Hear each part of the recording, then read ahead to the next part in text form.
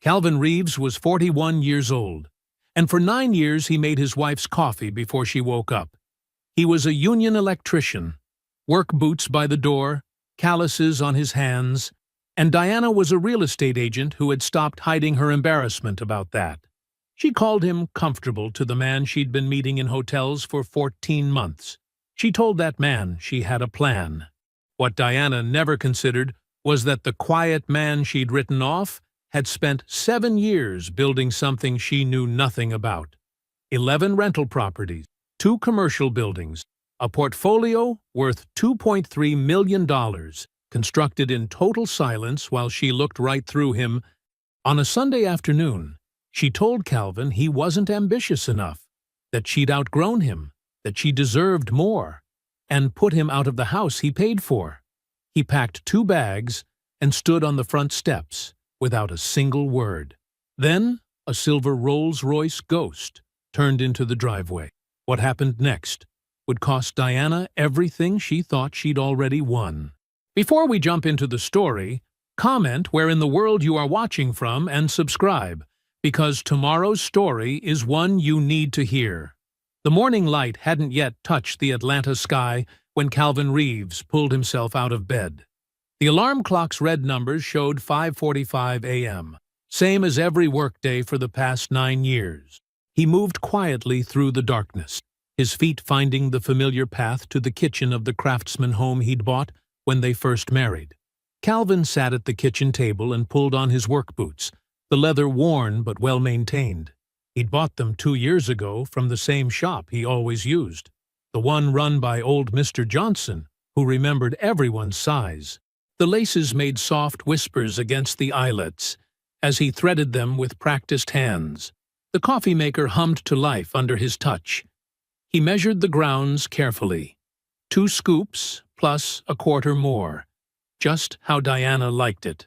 The ritual was as natural as breathing. Set the timer for 7:30 when she'd wake up. Rinse his travel mug. Check the cream level in the fridge. 9 years of mornings, and he'd never once forgotten. The kitchen showed signs of his handiwork everywhere, though most people wouldn't notice.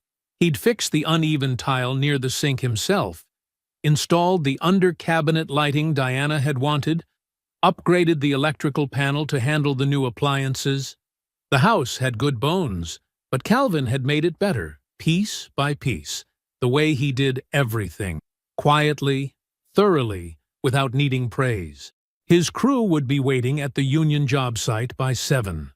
They were working on a big commercial building downtown, rewiring 3 floors of offices. Calvin ran his team with the same attention to detail he brought to everything else. No shortcuts, no mistakes. His reputation in Atlanta's electrical trade was solid gold, built on years of showing up early and doing things right the first time.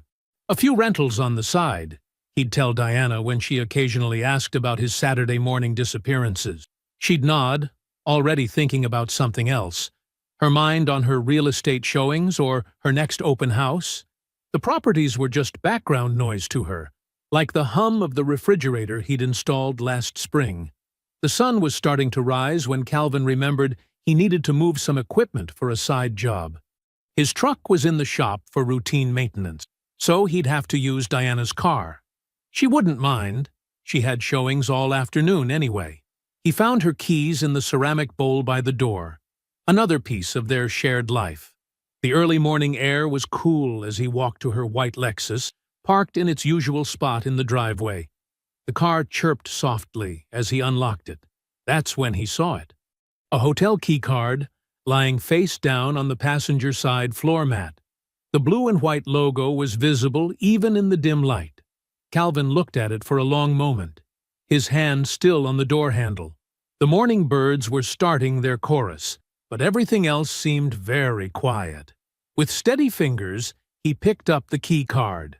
Marriott, downtown Atlanta. He turned it over once, then tucked it in his pocket. The equipment could wait another day. Back in the kitchen, Calvin placed the key card precisely in the center of the granite counter island, where Diana would see it when she came down for her coffee. He washed his travel mug, filled it, and headed to work. That evening, He watched Diana move around the kitchen, preparing dinner. The key card sat untouched where he'd left it, like a small white ghost on the dark granite. She worked around it, reaching past it for spices, setting down cutting boards near it, never acknowledging its existence. Her movements were too careful to be natural. They ate dinner together as usual. Diana talked about her day, about a difficult client, about plans for the weekend. Calvin listened, responded in all the right places, but part of him was watching her hands, watching how they never strayed near that corner of the counter. After dinner, Diana loaded the dishwasher while Calvin wiped down the counters. When he reached the keycard, he paused. Diana's back was to him, but he saw her shoulders tense slightly. He picked up the card, wiped under it, and set it back down in exactly the same spot. Later, as they got ready for bed, Calvin noticed how Diana avoided his eyes in the bathroom mirror. She was humming something under her breath, a habit she had when she was nervous, but trying not to show it. He brushed his teeth, watching their reflection. Husband and wife. 9 years of mornings and evenings, of shared spaces and separate secrets. Diana fell asleep quickly, her breathing evening out into familiar rhythms. Calvin lay awake beside her, looking at the ceiling he'd repainted last summer.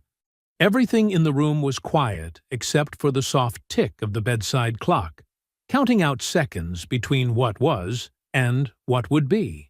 The Friday evening air was thick with early summer heat when Calvin pulled his work truck into the driveway. It was almost 9, and the street was lined with unfamiliar cars. Diana's dinner party for her real estate colleagues was in full swing. He'd stayed late at the job site deliberately, checking and double-checking the new circuit installations until even his most thorough habits couldn't justify staying longer. Music and laughter spilled out of the open windows of their craftsman home. Calvin sat in his truck for a moment, watching shadows move across the curtains. He could see Diana's silhouette, wine glass in hand, moving from group to group with the easy grace she always showed at these gatherings. He grabbed his tool belt from the passenger seat and headed for the side door that led straight to the kitchen. His work boots were heavy on the steps, boots that had carried him up and down ladders all day, through crawl spaces and across construction sites. They were part of who he was, these boots, like the calluses on his hands and the careful way he thought through problems. The kitchen was empty when he entered, but voices carried from the living room. He set his tool belt on its hook by the door and unlaced his boots, setting them neatly beside the row of shining dress shoes and high heels that lined the entryway. "Calvin!" Diana's voice was bright, pitched just a little higher than normal. She appeared in the kitchen doorway, wearing the blue dress he'd given her for Christmas. "I didn't think you'd make it." "Job ran late," he said simply, washing his hands at the kitchen sink. "Come join us. Everyone's having such a wonderful time." He followed her into the living room, where 8 or 9 people stood in clusters, holding wine glasses and small plates. The coffee table was spread with the kind of fancy appetizers Diana ordered from that place downtown. Nothing like the simple meals they used to share when they first married.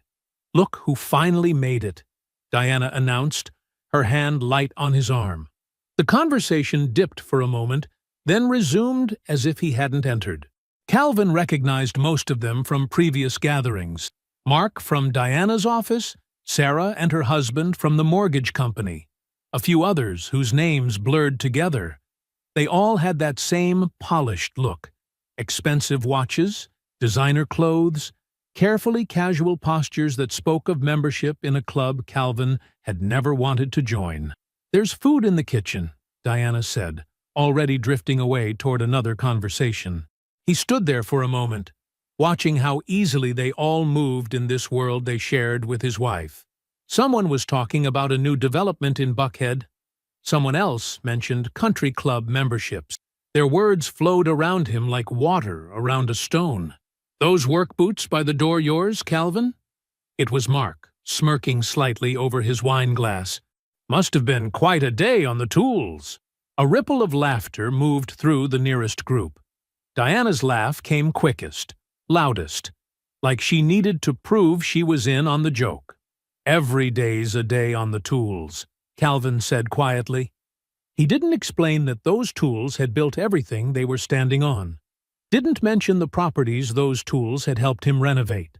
Some truths weren't meant for people who wouldn't understand them anyway.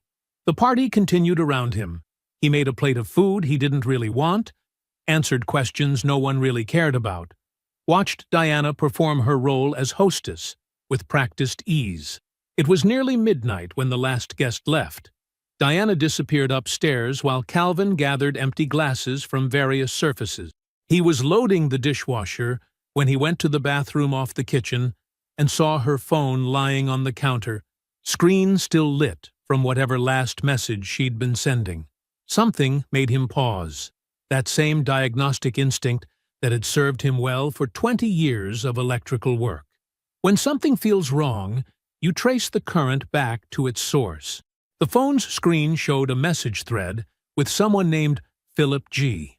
Calvin had never heard Diana mention a Philip, but as he scrolled up, 14 months of messages filled the screen.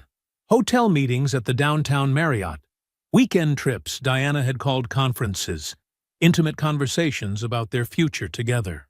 And there, scattered through the messages like bitter seeds, were Diana's words about Calvin himself. "He's comfortable. Just managing the situation for now. I have a plan. Be patient." With steady hands, Calvin opened his own phone's camera. He photographed screen after screen of messages, making sure each one was clear and readable. When he was done, he closed her phone exactly as he'd found it and walked to the kitchen. The house was quiet now. All the party sounds faded to memory. Calvin filled a glass with water from the tap, the same tap he'd fixed last month when it started dripping. He drank slowly, looking out the window at the darkness beyond. Upstairs, he could hear Diana getting ready for bed, humming that nervous tune again. He finished his water, rinsed the glass, and set it in the drain board. He would not wake her tonight. Would not confront what he'd seen. Calvin Reeves had learned long ago that understanding came before action, and he needed to understand everything before he made his next move. 3 days felt like 3 years. Calvin moved through them like a man underwater, every gesture slowed and deliberate. He made Diana's coffee each morning, just as he always had. He came home at his usual time. He answered her distracted questions about his day with the same quiet patience he'd shown for 9 years. But he noticed everything now, how she angled away from him when they passed in the hallway, how her phone never left her hand, how she'd started taking calls in the backyard, where the neighbors' air conditioning units would mask her voice. Each detail clicked into place like wires in a junction box, completing a circuit he wished he'd never had to trace. Sunday afternoon arrived heavy with humidity, the kind of Georgia heat that made the air feel solid. Calvin sat at the kitchen table, reading the paper and drinking coffee, when Diana appeared in the doorway. She wore the expression he'd seen forming behind her eyes for days, determined, rehearsed, almost righteous. "We need to talk," she said, pulling out the chair across from him. Her voice had that practiced tone she used with difficult clients. Calvin folded his paper carefully, aligning the edges with methodical precision. "All right, this isn't working anymore." Diana's hands were flat on the table, manicured nails pressing into the wood. "I want a divorce." The words hung in the air between them. Calvin watched a bead of condensation roll down his coffee cup, leaving a dark ring on the table's surface. "I need you to leave today," she continued, gaining momentum. "I've already spoken to a lawyer. This house is mostly in my name anyway. And let's be honest, you can't afford to buy me out." Calvin sat very still, watching her remake herself into the woman she wanted to be. Someone too good for a man who wore work boots and carried tools. "You're not ambitious enough," she said, each word sharp and practiced. "You're content just being an electrician, managing a few rentals on the side. Do you know how embarrassing it is when my colleagues ask what my husband does?" Everyone else's husband is a executive or owns their own company. But you, she gestured at his coffee cup, the simple button-down shirt he wore. You're comfortable being ordinary. The word landed like a key turning in a lock. Comfortable. The same word she'd used in those messages to Philip. I've outgrown this, Diana pressed on. I deserve more. I need someone who understands my world, who can give me the life I should have. I need you gone by tonight. Calvin stood slowly, his chair scraping against the tile floor. I'll pack a bag. That's it? Diana's composure cracked slightly. You're not going to fight for this? He looked at her, really looked at her, seeing clearly the woman who'd spent 14 months plotting his disposal. No. Upstairs, Calvin packed efficiently. 2 duffel bags with clothes, toiletries, his father's watch, the photograph of his parents he kept on his dresser. He could hear Diana pacing downstairs, her heels clicking against the hardwood like a metronome counting down the minutes. When he came down, she stood by the front door with her arms crossed, watching him as if she expected him to break, to beg, to reveal himself as desperate as she needed him to be. Instead, he stepped out onto the front porch and set his bags down carefully.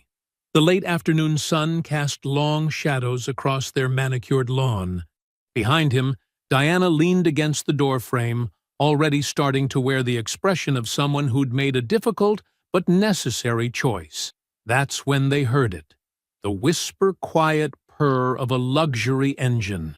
A silver Rolls-Royce Ghost, gleaming like mercury in the sunlight, turned into their driveway with elegant precision. The driver, a young man in a tailored dark jacket, emerged smoothly and approached the steps. Without a word, he collected Calvin's bags and placed them in the trunk with practiced care. Calvin felt Diana's stillness behind him, felt the sudden tension radiating from her rigid posture. He turned, meeting her wide eyes for just a moment. Questions crowded behind her stare, but he had no answers to give her anymore. The ghost's door opened with that signature soft, close smoothness. Calvin descended the steps and slid into the leather interior without looking back again. The door closed with a gentle click that seemed to echo across the quiet street. As the car pulled away, he caught a final glimpse in the side mirror. Diana stood frozen on the porch of the house she thought was hers, her crossed arms now looking less like confidence and more like she was holding herself together. For the first time since she'd married him, she was asking herself the question she should have asked years ago. Who is my husband? The Rolls-Royce Ghost glided through Atlanta's streets as evening settled over the city. Calvin sat in the back, watching familiar neighborhoods slide past through tinted windows. The driver, James, a veteran's son Calvin had hired 6 months ago, navigated with quiet efficiency toward Buckhead. They pulled up to a red-brick 3-bedroom on a tree-lined street. The property stood apart from its neighbors with subtle details. New gutters, fresh landscaping, restored original windows that had cost Calvin 3 weekends to repair himself. He'd bought it last year, renovated it personally on weekends. Diana thought he was doing maintenance checks and kept it rented at market rate until 3 weeks ago. The moment he'd found that hotel key card, he'd quietly arranged for the current tenants to relocate early with 2 months free rent at another of his properties. Some would call it paranoia. Calvin called it preparation. "We're here, Mr. Reeves," James said, opening the car door. Calvin stepped out, taking in the house he now lived in. The porch light clicked on automatically, another upgrade he'd installed himself. James carried the bags inside while Calvin punched in the security code and disabled the alarm. The interior was move-in ready, furnished, utilities connected, kitchen stocked. Calvin had arranged everything through his property management team, people who knew how to be discreet because he paid them well to be. The furniture was simple but solid. No particle board, no cheap veneer. Real wood, real leather, pieces that would last. He'd learned that from his father. Buy quality once instead of replacement twice. Morning came too quickly. and not quickly enough. Calvin showered, dressed in a charcoal suit he kept at the house for property closings, and drove his truck, not the Ghost, to Troy Okafor's law office downtown. The familiar weight of his work boots felt grounding. He hadn't slept much, but his mind was clear. Troy's office occupied the 15th floor of a glass tower near Peachtree Street. The receptionist recognized Calvin immediately. He'd been coming here for 7 years, since the day he'd walked in with an inheritance check and a business plan written in a composition notebook. "He's waiting for you," she said, buzzing him through. Troy stood as Calvin entered, coming around his desk to grip his friend's shoulder. They'd known each other 16 years, since Calvin first arrived in Atlanta with that truck and tool belt. Troy had been a junior associate then. Now his name was on the door. "Sit down," Troy said, gesturing to the leather chair across from his desk. "Tell me everything." Calvin did. The hotel keycard, the phone messages, Diana's performance the night before. He laid it out like a wiring diagram. Clean, sequential, no emotion clouding the facts. Troy listened, taking notes in his precise handwriting. When Calvin finished, Troy opened a thick folder on his desk. "Let me show you exactly what we're protecting," Troy said, spreading documents across the polished surface. "Reeves Capital Holdings, LLC, formed 7 years ago. Current holdings, 11 residential rental properties, fully occupied, all maintained above code.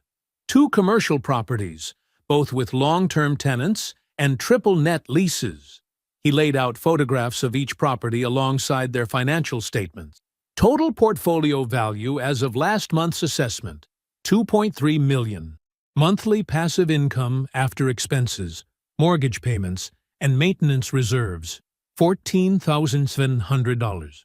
Calvin looked at the empire he'd built in silence, piece by quiet piece. The apartment complex on Memorial? The 12-unit? Troy nodded. Closing was scheduled for next month. Would have pushed monthly income to just over $19,000. "That was supposed to be our anniversary gift," Calvin said quietly. "I was going to bring her into the LLC. Show her everything we'd built." Troy's jaw tightened. "She has no claim to any of it. The LLC predates the marriage. You funded it with inheritance money and premarital savings. We documented everything when we set it up.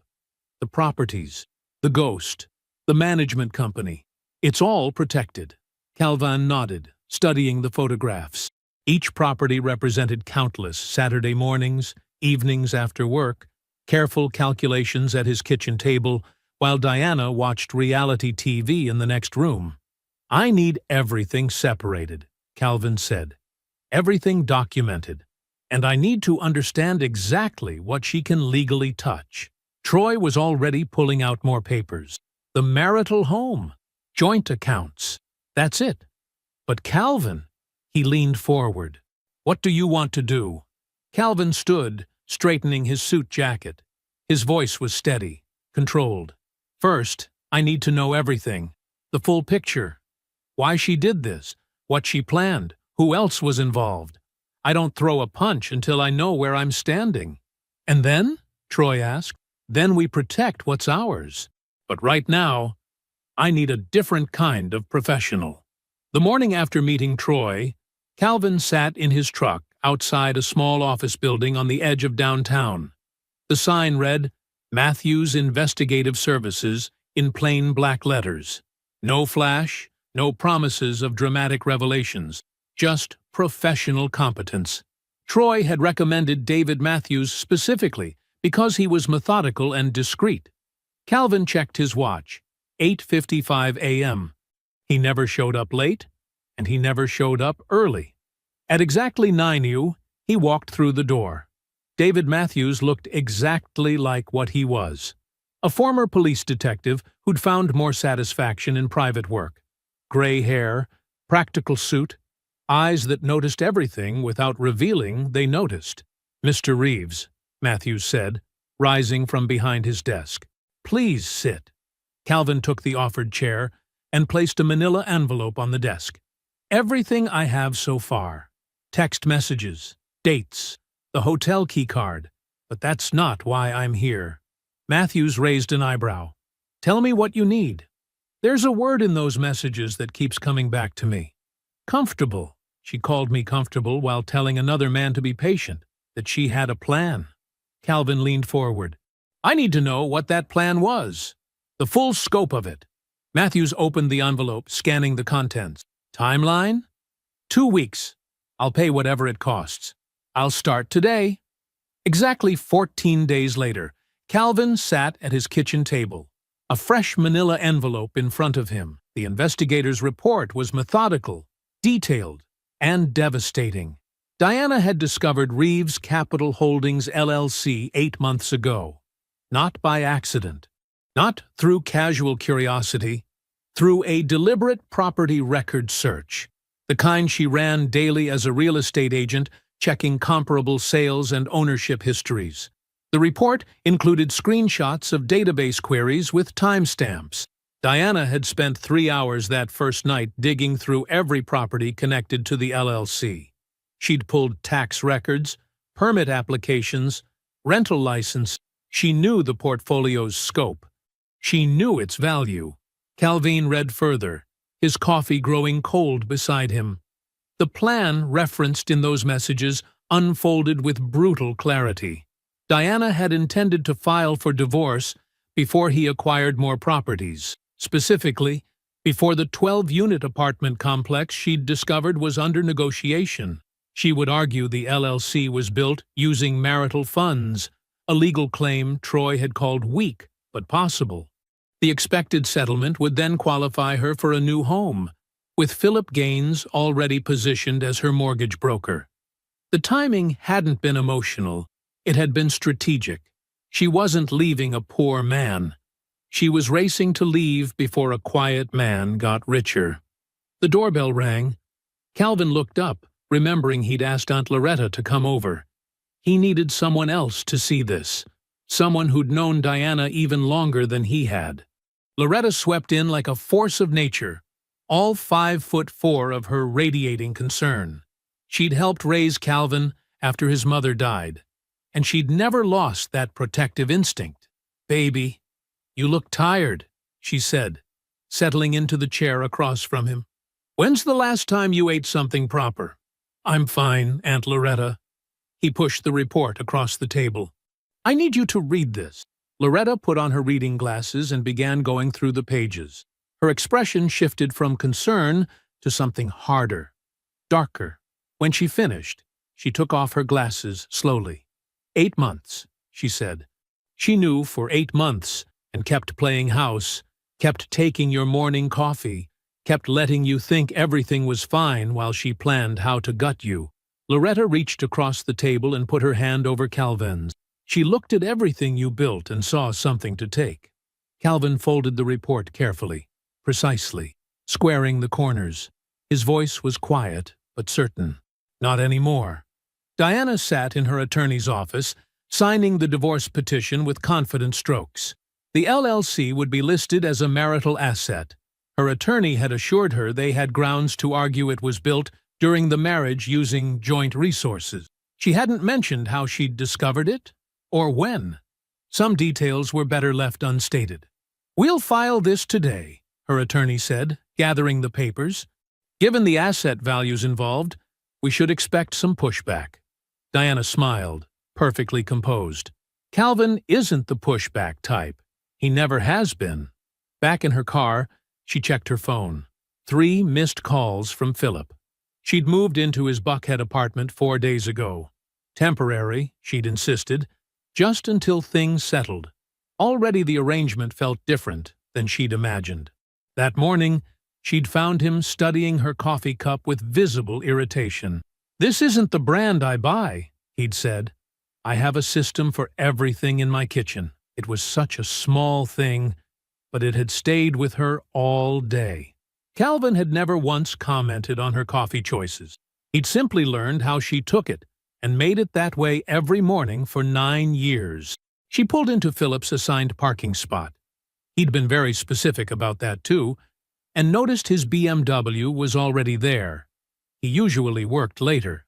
As she walked toward the building's entrance, she really looked at that car for the first time. 3 years old, base model, dealer plate frame still on. Nothing like the vehicle he'd described when they'd first met. Philip was waiting inside, pacing the living room. "Where have you been?" "I've been calling, filing the divorce papers," Diana said, setting down her purse. "You knew that's where I was going. You could have texted." He ran a hand through his carefully styled hair. "I had ideas about the settlement approach. We should discuss everything before any moves are made. This affects both our futures." Diana studied him, really seeing him for the first time in weeks. His suit was designer but from 3 seasons ago. The watch he wore so prominently was the only luxury item she'd seen him rotate.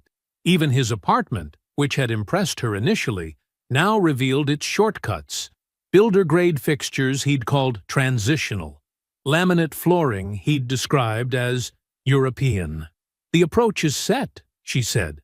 "My attorney feels confident about the LLC claim." "But did you consider—" Philip started.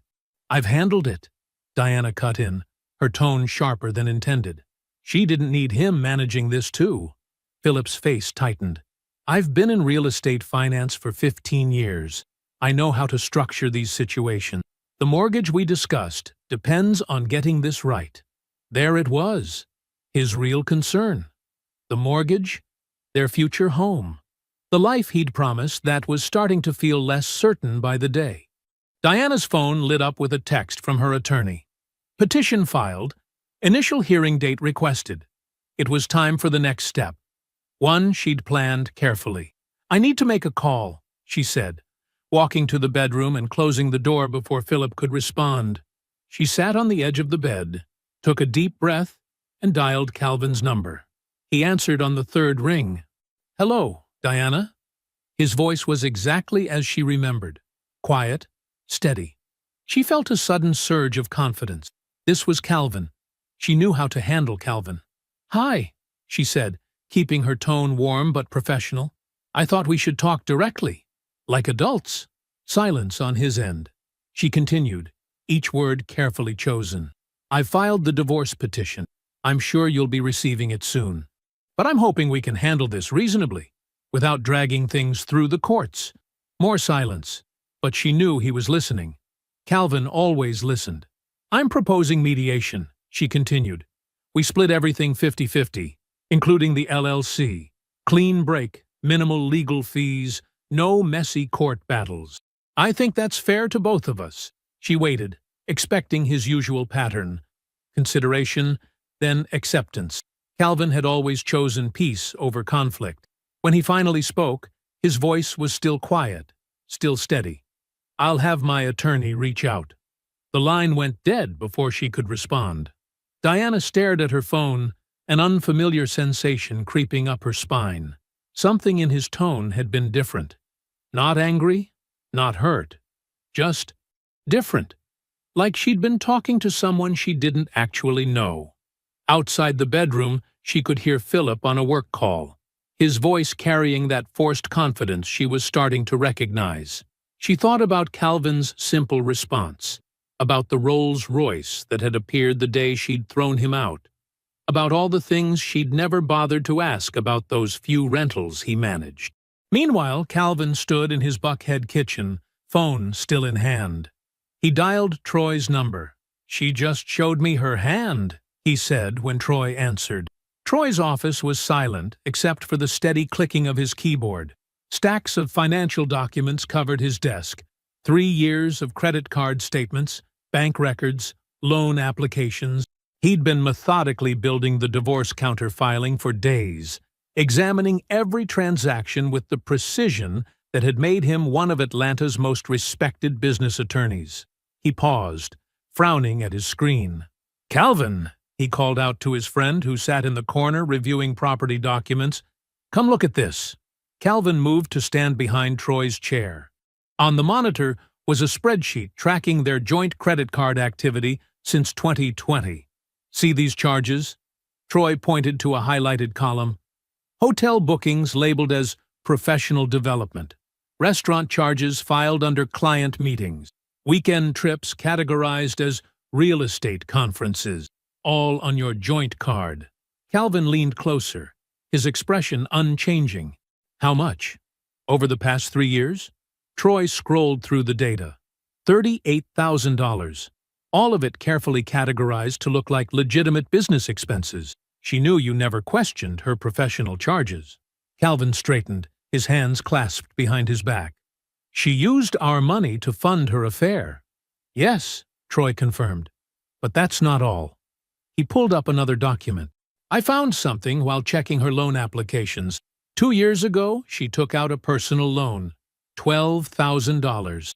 I never saw that on any statements. Because it wasn't a bank loan, Troy said quietly. It was from your Aunt Loretta. Calvin's steady composure flickered for the first time. What? Troy handed him a printed check copy. Diana told Loretta it was for emergency home repairs.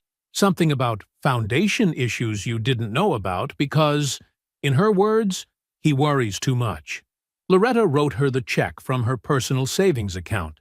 Calvin stared at the check copy, at his aunt's familiar signature.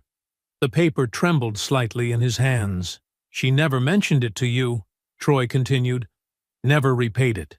Loretta's bank statements show no deposits from Diana since. Calvin set the paper down carefully, precisely. When he spoke, his voice was controlled but carried a new weight. She took advantage of my aunt's love for me. Yes. Troy leaned back in his chair. Calvin, this changes things. The credit card fraud alone is significant, but exploiting family relationship for financial gain? That's different. Print everything, Calvin said. I need to see my aunt. An hour later, Calvin pulled up to Loretta's small ranch house in southwest Atlanta. The porch light was on. She always kept it on for him. He sat in his car for a moment, gathering himself. Loretta opened the door before he reached the steps. One look at his face, and she knew something was wrong. Come in, baby. I'll put on some coffee. In her warm kitchen, surrounded by the familiar scent of cinnamon and decades of family meals, Calvin showed her the documents. He explained everything. The affair, the divorce, the financial deceptions. Finally, he showed her the check copy. I didn't know, he said softly. I never knew she came to you for money. Loretta sat very still, her coffee untouched. She said it was urgent. Said you'd been working so hard. She didn't want to worry you with house problems. She shook her head slowly. I believed her because she was your wife. Because I thought she loved you like I love you. I'll pay you back, Calvin started. With interest? Hush now, Loretta cut him off. This isn't about the money. This is about trust. About family. She reached across the table and took his hand. She didn't just steal from me. She used my love for you as a tool. Used it to take advantage. Calvin squeezed her hand gently. The anger he'd been controlling so carefully shifted into something deeper. Something with real heat. Loretta studied his face for a long moment.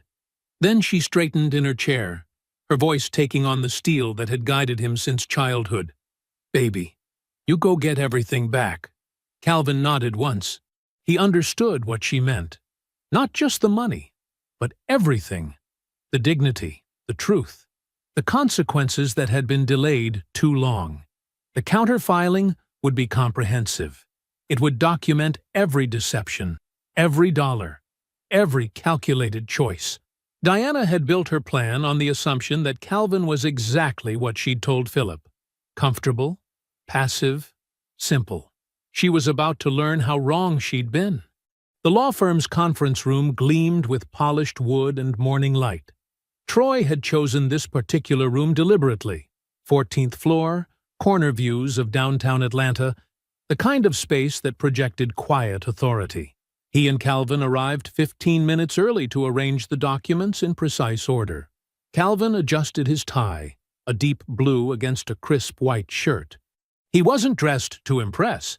He was dressed like a man who had always known his worth, even when others missed it. You're sure about this? Troy asked, setting out water glasses. "We could let the filing speak for itself." "I want her to hear it from me," Calvin said. "Once, in person." At exactly 10 o'clock, Diana arrived with her attorney, Richard Bennett, a silver-haired man whose confident stride faltered slightly when he saw Troy. The two lawyers had faced each other before.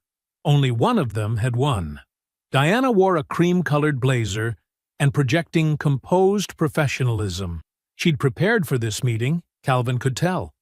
Rehearsed her expressions, planned her responses. She sat down across from him with the same measured smile she'd used when calling to propose mediation.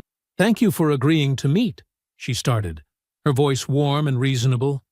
"I think if we talk directly—" "I'm not here to negotiate," Calvin interrupted quietly. He opened the folder in front of him. "I'm here to make sure you understand exactly what's about to happen." Diana's smile flickered but held. Bennett shifted in his chair. "First," Calvin said, sliding a document across the table, "the timeline of your relationship with Philip Gaines. 14 months of hotel receipts, dinner charges, weekend trips, all documented with dates, locations, and amounts. You used our joint credit card, Diana. Did you think I wouldn't find out?" "Those were business expenses," Diana started. Calvin laid down another document.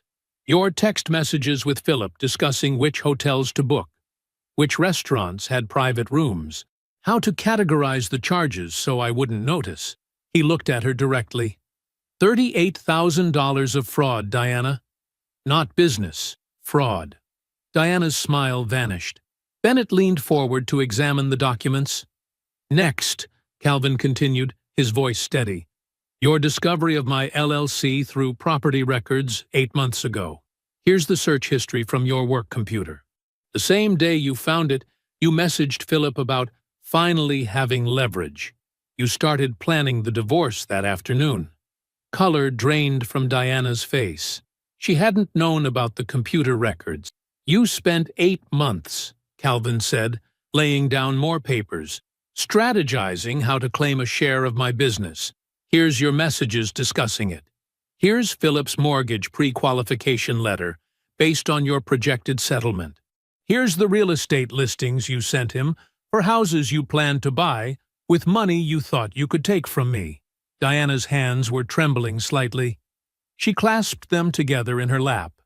"But what I really want to talk about," Calvin said, his voice taking on a new weight, "is this." He placed the check copy on the table.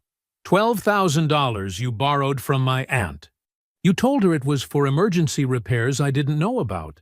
You used my aunt's love for me to steal from her. I was going to pay her back," Diana whispered. "When?" Calvin asked simply. "It's been 2 years. You never mentioned it to me. Never made a single payment. You just took advantage of an older woman's trust and walked away."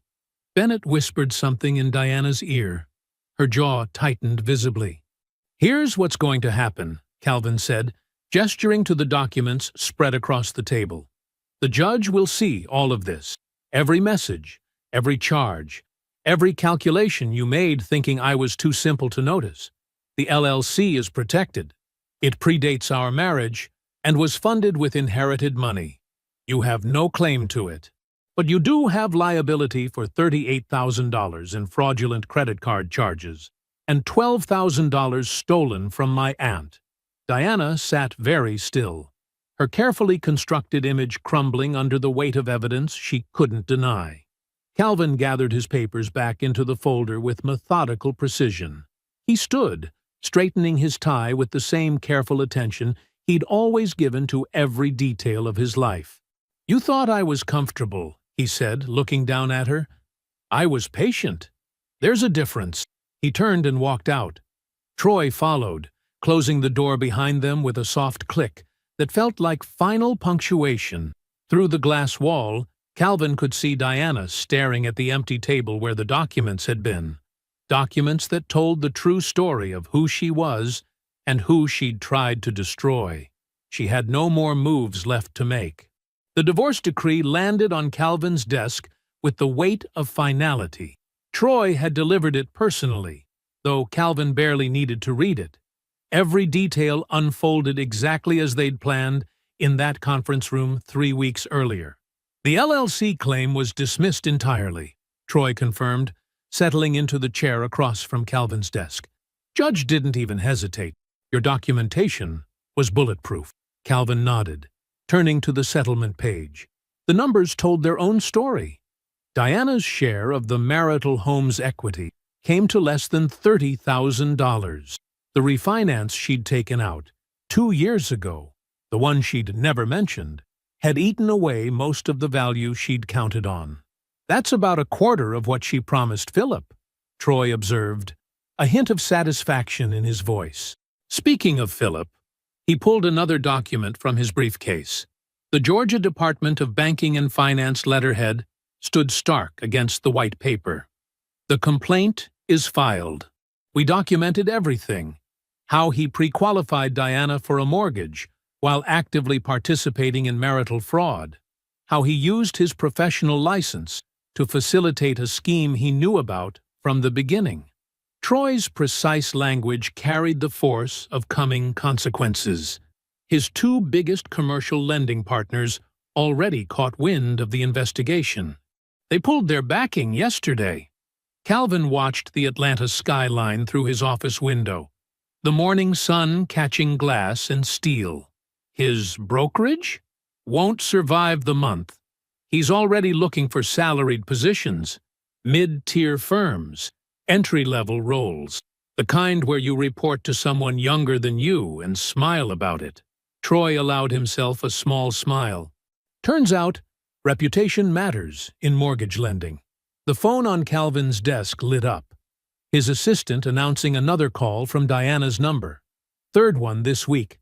He pressed ignore without breaking his rhythm. The real estate commission? Calvin asked. Troy nodded, producing another document. Filed the complaint this morning. Diana used her professional access to property records to identify and target assets for divorce strategy before any legal separation. That's a serious ethical violation. They've suspended her license pending review. Calvin absorbed this without visible reaction. How long? Minimum 6 months. Could be longer depending on the hearing.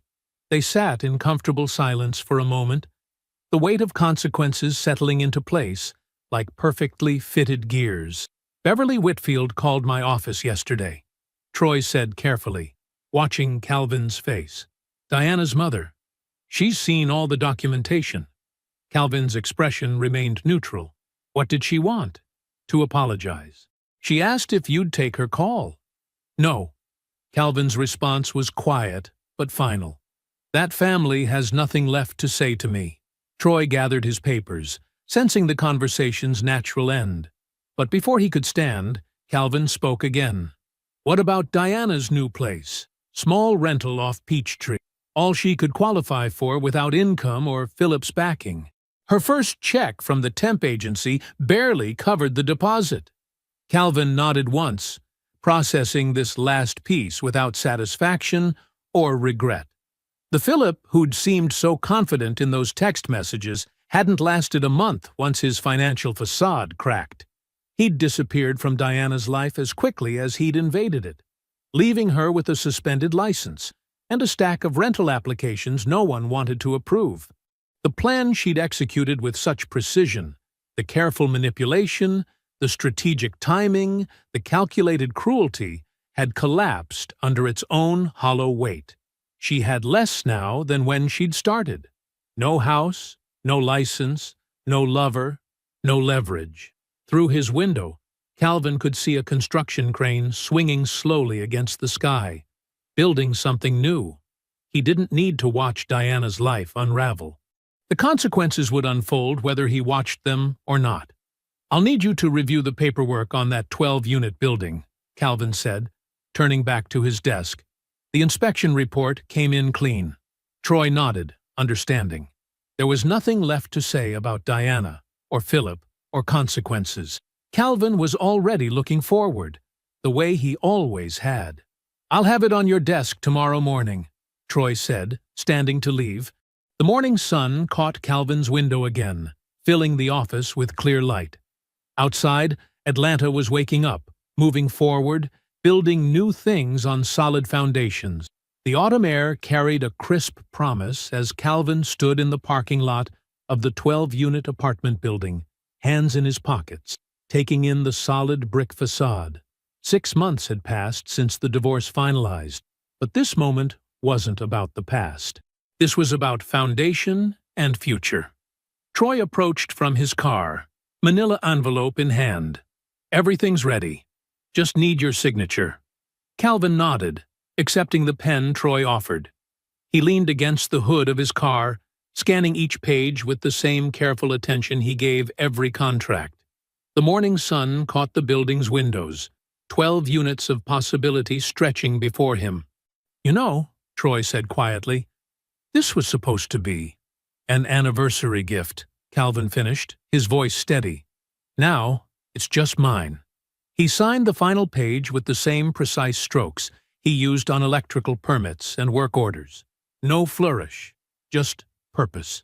Troy extended his hand. "Congratulations. Property number 14. Calvin shook it firmly, feeling the weight of the moment. This wasn't just another acquisition. This was the one he'd planned differently, imagined differently. But standing here now, he realized the building was exactly where it belonged. Later that afternoon, Calvin pulled into Aunt Loretta's driveway, a sealed envelope on his passenger seat. She opened her front door before he reached the porch, always knowing his footsteps. "You're early for Sunday dinner," she said, but her eyes were already reading his expression. "Got something for you." He handed her the envelope. Inside was a check for $12,000 and a note in his careful handwriting. "With interest. Thank you for believing in me before I could show you why." Loretta's hands trembled slightly. Tears welled in her eyes. "Now, don't start that," Calvin said softly. "You go buy something nice. Maybe that kitchen counter you've been talking about." "Calvin James Reeves," she managed, her voice wavering. "You didn't have to." "Yes, I did." He hugged her tight. "You were the only one who saw me clear from the beginning." Driving back to the office, Calvin's thoughts drifted to Adaize. They'd met 3 months ago through a mutual contractor connection. Her structural engineering firm had worked on several projects in the area. Their first conversation had stretched 2 hours over coffee, most of it about load calculations and foundation types. Last week, she'd asked to see one of his properties, not out of politeness or performance, but genuine professional curiosity. He'd shown her the newest acquisition, a small commercial space near downtown. "These support beams," she'd said, running her hand along the exposed steel. "Original to the building?" "Added in '92, Calvin had answered. Previous owner's records showed the retrofit. She'd nodded approvingly. "Smart choice. Maintains the historical facade while adding another 50 years of structural integrity." Watching her examine the building's bones with expert eyes, Calvin had felt something unlock in his chest. He'd caught himself smiling, not because he was trying to, but because it simply happened. Across town, Diana sat at a red light, staring at the familiar signage on a commercial building, Reeves Capital Holdings, LLC. She'd searched that name once, late at night, when her plan had felt perfect and airtight. Now, 3 months into her license suspension, working a temp job that barely covered rent, that memory felt like a story about someone else. The building stood solid and well-maintained, like everything Calvin touched. She remembered standing on the porch that Sunday, arms crossed, watching the Rolls-Royce pull away. His face in the window, unreadable then, but crystal clear now. She had thrown away a man she never bothered to look at clearly, too busy planning her escape to notice what she was leaving. The light turned green. Other cars honked. Diana drove on.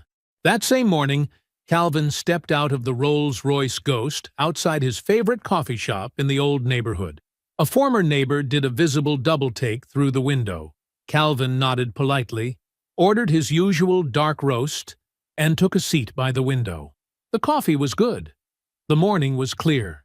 He had no interest in being seen or making statements. He was simply living, the way he always had, quietly building something real, one careful piece at a time. I hope you enjoyed that one. Be sure to like the video and subscribe so you don't miss the next story. I've picked out 2 more for you that I think you'll really like.